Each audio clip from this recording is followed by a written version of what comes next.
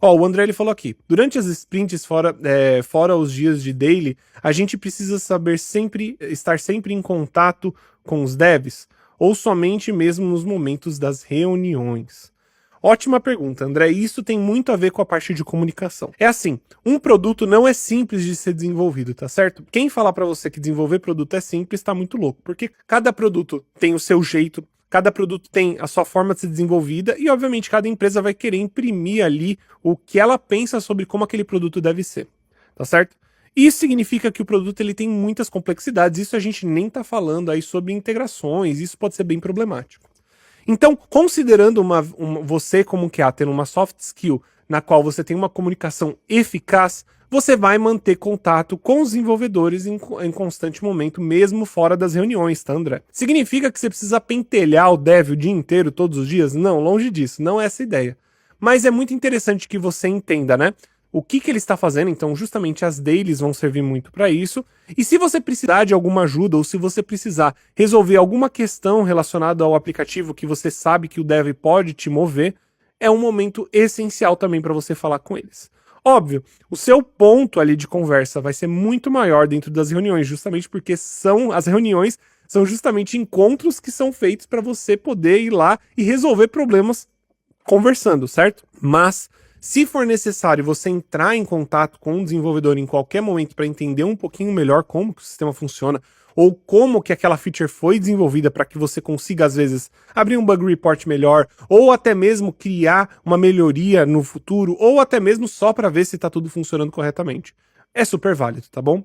Mas os bugs reports, test reports, a gente só manda nas retros mesmo? Não. Cara, tipo assim, depende muito de quão aberto é o seu projeto, né? Então o que acontece? Pensando aí sobre bug reports e test reports. Os test reports são legais você mostrar principalmente quando tem, por exemplo, depois de uma regressão, né? Então você vai mostrar os test reports, né? Os reportes de teste que você tem, logo depois de uma regressão para falar assim, ó, galera, esse daqui é o nosso test report, a nossa regressão rodou lisa, por exemplo, e a gente vai poder mandar para produção. Óbvio, você pode colocar isso também na retrospectiva, justamente porque é um ponto muito importante, inclusive métricas de teste são muito importantes nesses tipos de reuniões, e elas são feitas para isso. Então pode ser que sim, seja um momento muito legal para você colocar bug reports e test reports, tá certo? E isso, gente, entenda uma coisa, é uma mistura de soft skill com hard skill já, justamente porque você está misturando aquela parte de comunicação, então trazer reports para fazer com que fique mais clara a comunicação e que mostre como que tá o andamento aí do desenvolvimento do sistema e como que os testes estão pegando bugs ou não, como que tá os reports de bugs, isso é sensacional. E outra parte que é uma hard skill, justamente por quê? Porque você criou ali os bug reports, você usou essa metodologia, você usou essas técnicas de criação de reports, justamente para fazer com que a sua comunicação ficasse mais simples para os desenvolvedores. Então, por exemplo, né, se você for numa retrô e simplesmente falar os números, vai ser muito mais chato de entender, vai ser muito mais complicado para o time entender quais são esses números dos testes e dos bug reports, do que você, por exemplo, apresentar uma planilha bem bonitinha lá, tá certo?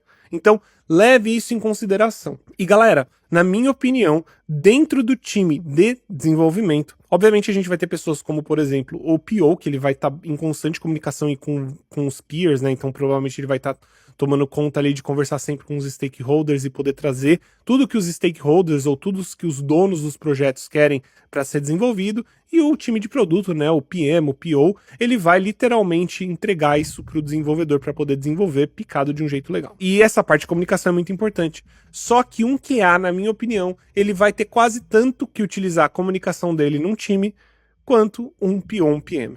Por quê, gente? Porque você, como QA, precisa estar aprendendo constantemente como que o sistema ele funciona atualmente e como que o sistema, qual que é a visão que a gente tem para desenvolver o sistema. E você vai ter isso somente com o PO, só vai ter isso com o PM, tá certo? Então, você entrar em contato com o PO, entender como que tá indo, às vezes até mesmo ter reuniões que é entre o PO e o QA, né? Obviamente a gente participa ali de reuniões como refinamento, ou até mesmo, por exemplo, planejamento, mas é muito legal que você pegue e faça esse tipo de reunião, às vezes até mesmo com o PO, para entender quais que são os próximos passos para aquele quarter, né, que a gente gosta de trabalhar, os projetos normalmente trabalham em quarters, tá bom? E a comunicação é essencial, não só pro lado para você poder conversar com o PO, mas para você também entender o lado do desenvolvedor. tá certo? Então, entender como que o desenvolvedor tá trabalhando naquilo, ou como que ele conseguiu, ou por que que ele chegou naquela feature, por que que a feature tava funcionando daquele jeito, é muito importante que você, como QA, faça esse tipo de comunicação, tá certo?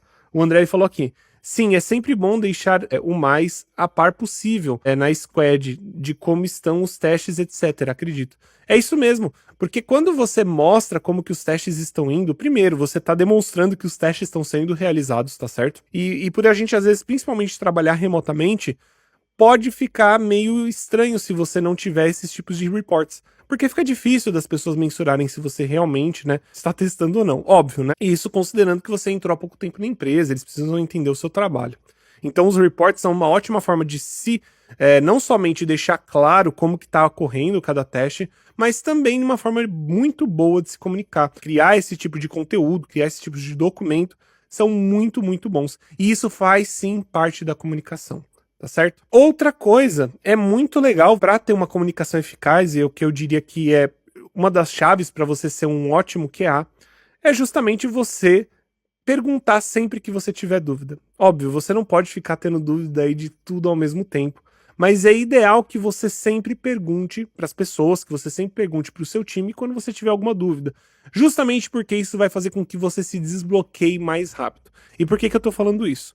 Já aconteceu de eu, por exemplo, estar trabalhando remotamente e eu estar travado ali numa tarefa e eu não conseguir mover ela, tá certo? Isso acontece. Às vezes o teste tá mais longo, às vezes eu não tô conseguindo resolver alguma coisa na automação, tive um problema ou outro, seja lá qual que for o problema ou a situação. Nesse caso, você se mantém em contato, por exemplo, com o desenvolvedor para poder pedir ajuda para poder desempacar, ou seja lá outro QA, caso você queira, precise de ajuda de um outro QA ou até mesmo do time de produto, é muito importante que você tenha a comunicação afiada para isso. Porque se você não está se mantendo comunicativo, quando você pedir ajuda, né, vai até meio soar estranho.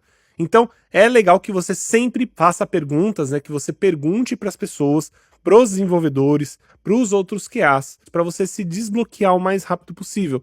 Eu sei que parece besteira, eu sei que o que eu tô falando parece às vezes que eu tô, só viajando, mas a verdade mesmo é que estar bloqueado foi um dos grandes problemas que eu me encontrei, principalmente quando eu comecei a trabalhar remoto. Então, se você aí tá querendo trabalhar remoto, se você aí tá querendo entrar na área de qualidade porque você quer trabalhar remoto, entenda isso. Se você ficar bloqueado por muito tempo, pode ser que você sinta vergonha depois de pedir ajuda, tá bom? E aí, quando você for pedir ajuda, a ajuda vai estar tarde demais, tá certo? E quando eu digo tarde demais, é só porque passou muito tempo daquela tarefa ser desenvolvida, tá certo?